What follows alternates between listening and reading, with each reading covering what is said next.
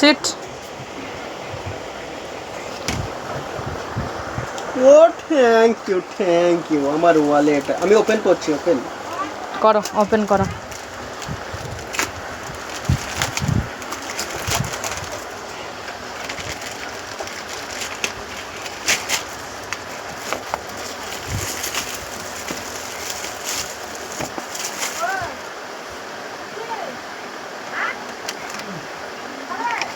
O so very nice thank you